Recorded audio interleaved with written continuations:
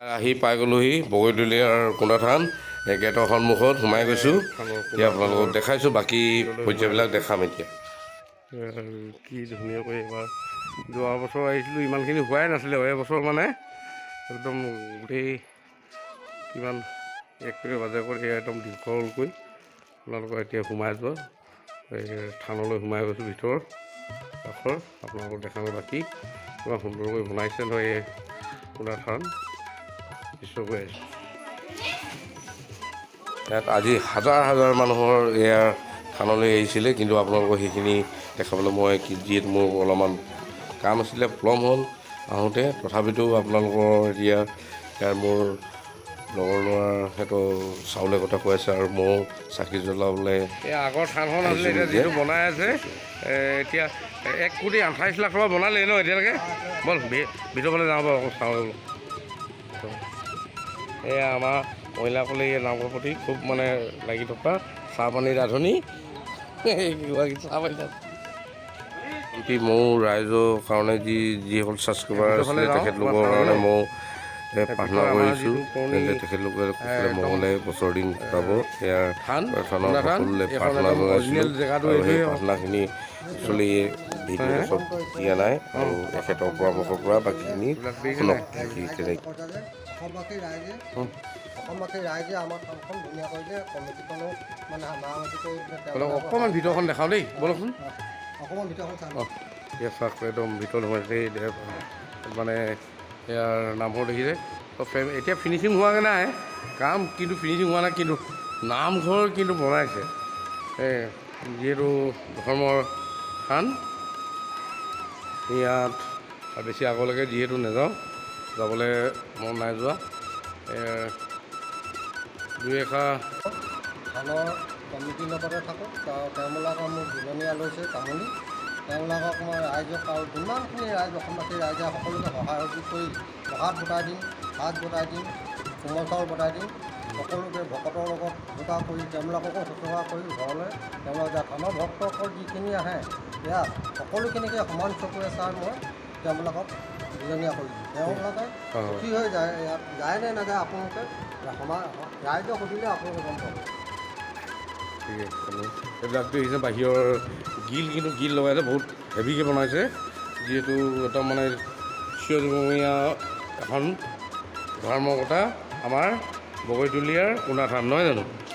আমাৰ ইয়াতো বগৈতলীয়া কোণাথা থান, তেওঁ আজি 200 বছৰ কিমান হ'ল বুলি মই এনেকৈ কমিটিৰ মুখতে শুনাওঁ।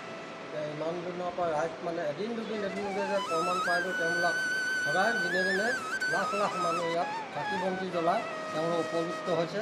আৰু ইয়াতে আকৌ সদায় তেওঁবিলাক আহি পিনি কোনোবাই চাকৰি পাইছে, কোনোবাই সতি সন্তান নাই, তেওঁলোকৰ ল'ৰা ছোৱালী পাইছে, কোনোবাই মানে ঘৰখনৰ শান্তি পাইছে। তেওঁলোকে সকলোৱে যেন একত্ৰিত হৈ পিনি সেৱা এটা কৰে, বন্তিকত জ্বলাই তেওঁলোকে ঘৰখনত আকৌ ঘূৰি আহি কৈ যে আমি থানলৈ আহিব বহুত ভাল পাওঁ। লাষ্ট মদত আমি চাকি জ্বলোৱা তালৈ যাওঁ, থানলৈ এপাক আপোনাৰ লগত বলক। এই চাকি জ্বলোৱা বন্তি ঘৰ ইয়াত আছে, বন্তি জ্বলাই ঠাক জ্বলাই নুমাইছে, জ্বলি আছে। ৰাতিপুৱালৈকেও জ্বলিব চাকি, ৰাতিপুৱালৈকেও জ্বলিব কিছুমান। তেখেতে আজি এতিয়াৰ পৰা নহয়, আজি 36 বছৰ দিন মই ইয়াত চাকি বন্তিও জ্বলাইছিলোঁ। এতিয়া আপুনি নিজে যাত্ৰীসকলে নিজে জ্বলায়, আগতে ময়ে জ্বলাই দিছিলোঁ। এয়া আমাৰ কোণাথান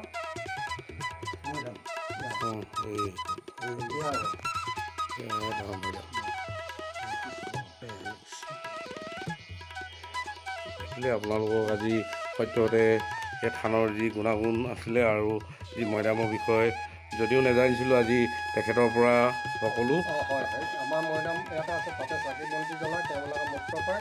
ইয়াৰ পৰা জ্বলাই কৰি তাত আকৌ ভকতক তেওঁলোকে সেৱা কৰে। যিখিনি দুখৰ বাতৰি আছে তেওঁলোকে ভকতক কৰি তেওঁলোকে আশীৰ্বাদ লৈ উন্নয়ন দেৱতাই আশীৰ্বাদ দিয়ে। তেওঁলোকক নিজে নিজৰ স্থানত গৈ পিনি নিজে উন্নতি হৈ আছেগৈ। গাড়ী ঘোঁৰা চব লৈ চাকৰি বাকৰি সতি সন্তান চব পাইছে। তেওঁলোকৰ কোনো বাধা নাই হয়। আৰু মোৰ এই যুগতে সকলো যিমান ছাবস্ক্ৰাইবাৰ সকলো আছিলে তেখেতলোকক মই বন্তি জ্বলাওঁতে মোৰ নিজৰ ঘৰখনৰ লেখীয়া তেখেতলোকক যেনে যিসকলে মৰম দিছে, ছাবস্ক্ৰাইব কৰিছে, তেখেতলোকৰ যেনে আৰু ভৱিষ্যত যেনে বছৰ দিনৰ কাৰণে প্ৰথমতে পালিব এই ডাঙৰীয়া দেউতাসকলে, জগতৰ আইসকলে তাকে আশীৰ্বাদ বিচাৰে আজি আমি যাম এতিয়া। কাছৰ আছে, মাছ আছে, তাত পুখুৰী পাৰলৈ যাম, কিমানখিনি কি মাছ আছে।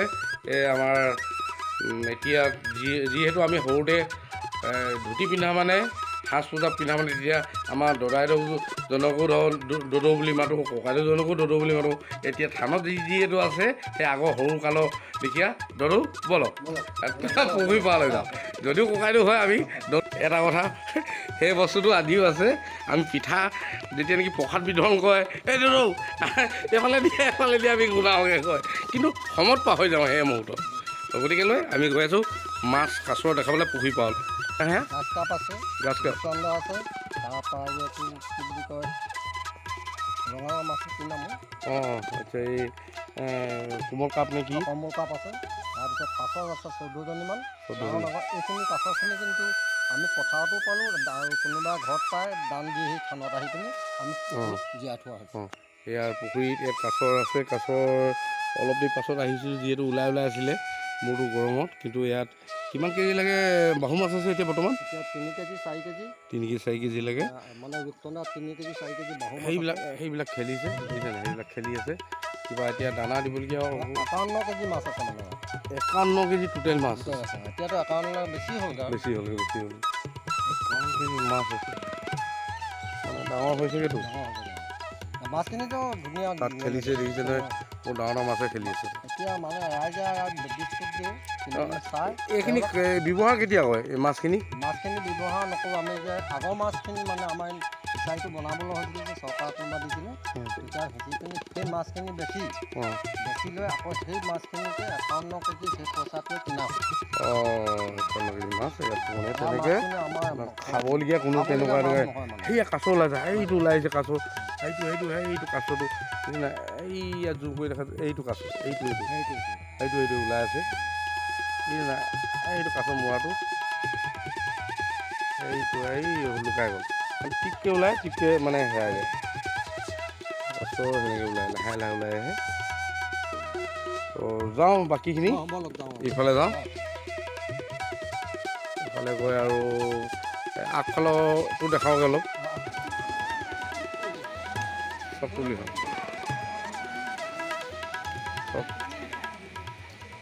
চাউলৰ কথা ইয়াত প্ৰত্যেক বছৰে আপোনালোক খুৱাই সেই থানৰ বগলীয়া কুণ্ডা থানত ইয়াৰ প্ৰত্যেক বছৰে ইহঁতি ককাই বাই ভনী চব আহিছে। আৰু মোৰ তেওঁ মহিমা বহুত অপাৰ। ইয়াত যিহকে বিচাৰে তিহকে পায়। তেওঁ আৰু এনেকুৱা ধৰণৰ এটা কথা কৈ গ'ল যে তেওঁৰ তেতিয়া ইচ্ছাৰ সময়ত তেওঁ আপাৰ কুণ্ডাত থানখন বচাই থৈ গৈছিলে।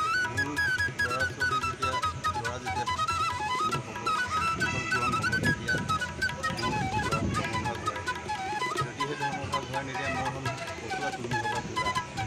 সেই তেনেকৈ তেওঁ ঘূৰাই নিজে যাব বাৰু মানে ডাঙৰটো পুতেক ডাঙৰ হয়, তেওঁ কি মিলি কৰে, সৰুটো পুতেক কি মিলি কৰে, তেওঁ দিয়ে। তাৰপিছতে আৰু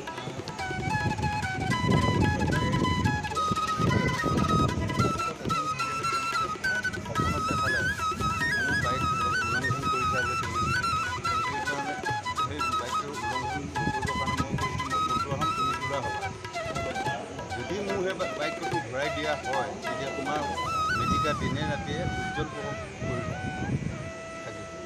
আৰু তেতিয়া তেওঁলোক দুমন আৰু প্ৰমণ দুইজন ডাঙৰ দীঘল হ'ল আৰু হোৱাৰ পিছত তেওঁ এদিন মাতি আনি তেওঁলোকক ধৰ্মভাগ ঘূৰাই দিয়ে। সেই ধৰ্মভাগ ঘূৰাই দিয়াৰ পিছত তেওঁ একেবাৰে নুমলীয়া পুত্ৰ এজন বাচি থাকি গ'ল।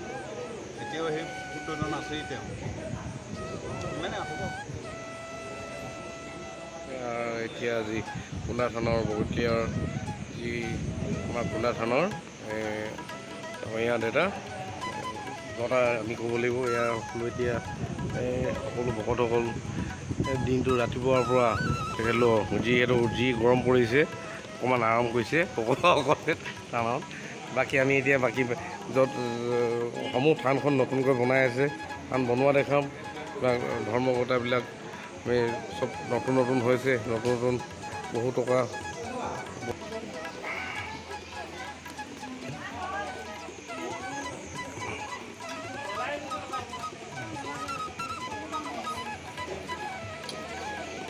চাওঁগৈ বৈ এই মাছ দেখাওঁগৈ আবিতি বোলা এই কাছৰ মাছ চাম এতিয়া। এই পুখুৰীত ডাঙৰ ডাঙৰ কাছ আছে, মাছ আছে বহুত। কাছ পোৱালি ওলাই থাকে ছাইডত, হয়তো গৰম বহুত। ইয়াত বিস্কুট দিয়া হয়, লগতে কাছ ওলাই আছে নেকি ইয়াত? কাছ চাইডে চাইডে কাছ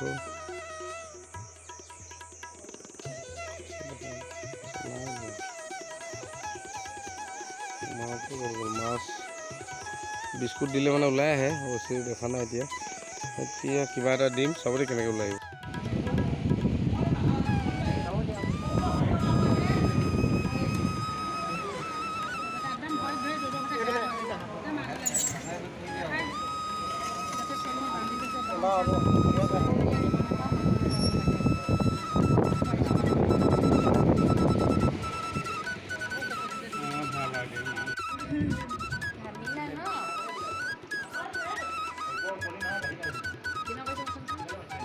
গৰম গৰম বেছি খাইছা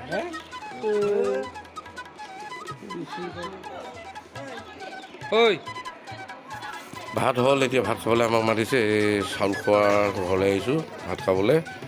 সোমাই যাওঁ এতিয়া। পাত ৰাখিছে এইখিনি দিছে, মানে 5খন মানে ভাৰ একেলগতে ৰান্ধনি সিজাইছে। যিহেতু ৰাতিপুৱাৰ পৰা 5খন